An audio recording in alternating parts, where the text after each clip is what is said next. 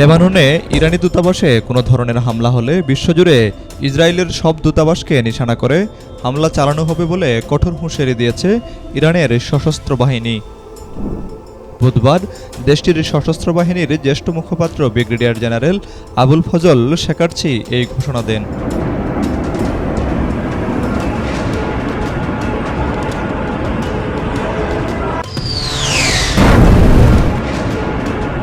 Israeli হুমকির জবাবে ইরানের এই জেনারেল বলেন, লেবাননে ইরানি দূতাবাসে কোনো আঘাত এলে ইরান বিশ্বজুড়ে থাকা সব ইসরায়েলি দূতাবাসকে বৈধ সামরিক লক্ষ্যবস্তু হিসেবে বিবেচনা করতে বাধ্য হবে।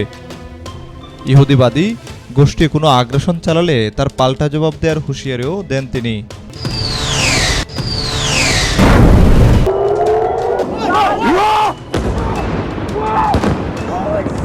শেকারচি বলেন, ইসরায়েল নামের অপরাধী রাষ্ট্রটি বারবার আন্তর্জাতিক সীমানা ও রীতিনীতির তোয়াক্কা না করার প্রমাণ দিয়েছে।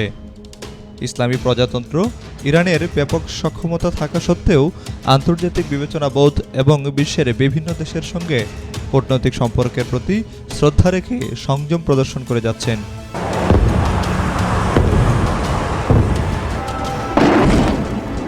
যুক্তরাষ্ট্র ও ইসরায়েল ছাড়াও বিশ্বের অন্য কোনো দেশের সঙ্গে ইরানের কোনো শত্রুতা বা বিরোধ নেই বলেও জানান শেকারচি। Desk report, BNews 24।